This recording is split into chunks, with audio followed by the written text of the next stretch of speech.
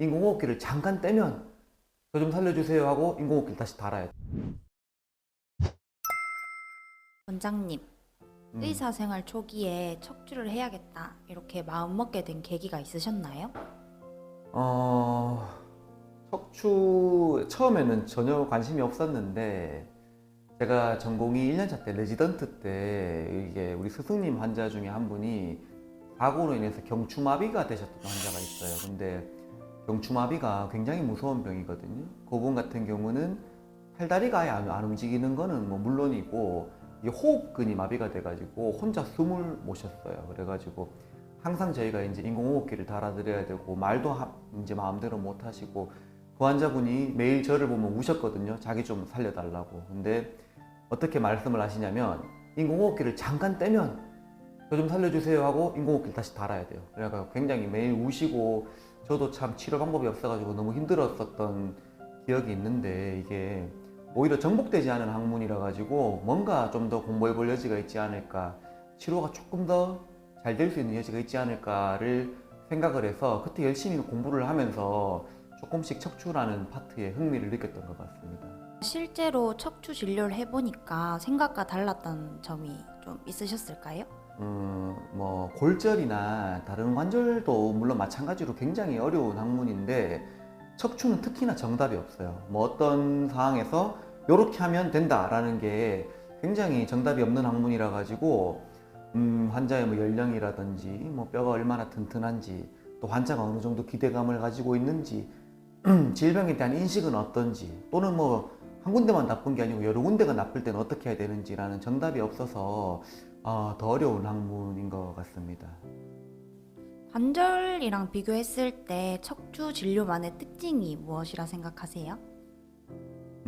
관절은 이제 어느 정도 이제 학문에 이제 그런 정답이 조금은 있는 학문이라고 생각을 하는데 척추는 정답이 없기 때문에 환자와 충분히 대화를 하고 제가 생각하는 최선의 치료가 뭔지 그리고 환자가 생각하는 치료를 했을 때 얻을 수 있는 기대감이 뭔지를 생각을 해서 환자랑 이제 계속 교감을 조금 해야 돼요. 그래서 환자가 의사와 이제 생각이 일치가 되고 그 치료에 대해서 공감이 되어 줄 때 이제 결과가 예상대로 나오면은 생각보다 굉장히 많은 만족감을 가져올 수 있는 학문인데 특히나 오랫동안 환자가 치료에 대해서 고민을 하고 뭐 수술이라든지 이런 치료에 대해서 망설였던 환자분들을 제가 충분히 교감을 해서 좋은 결과를 만들어냈을 때 이제 일방통행이 아니고 이제 서로 교감으로 이제 뭔가가 되었을 때 조금 더 만족이 되는 그런 치료라고 생각을 합니다.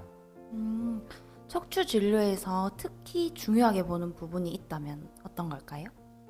이제 질병을 치료할 때는 다른 학문도 다 똑같은데 이 병을 가만히 놔두었을 때 자연적으로 놔뒀을 때 어떻게 되는지를 아는 게 무척 중요하거든요. 그래서 환자분한테도 예를 들어 암이면 가만 놔두면 죽습니다. 근데 이런 것처럼 척추의 특정한 이런 질병을 가만히 놔뒀을 때 어떻게 되는지를 먼저 교육을 해드리고 환자분이 아 그러면은 내가 앞으로 이렇게 될 것 같으니까 이런 방법으로 가야 되겠다. 뭐 계속 약을 먹어야 되겠다.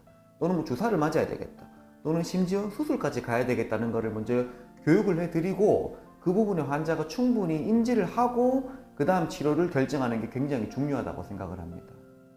그럼 지금도 꾸준히 공부하고 고민하게 되는 부분이 있다면 어떤 걸까요?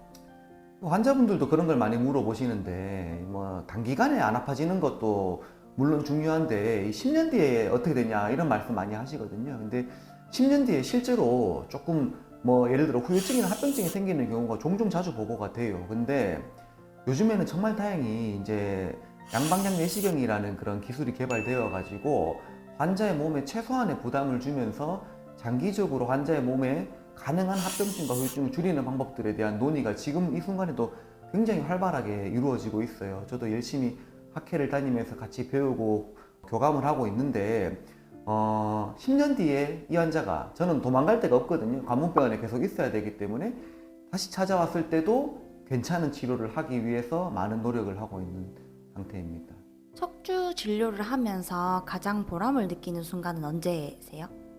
어, 보람될 때가 일단 많은데 최근에는 이제 94세, 만으로 94세고 그분이 실제로는 이제 주민등록을 좀 더 늦게 신고가 되어가고 자기 말로는 자기는 뭐 100살이다라고 얘기를 하시는데 뭐 이런저런 병원에서 전부 다 수술을 거절하셨대요. 나이도 너무 많고 뭐 위험하다.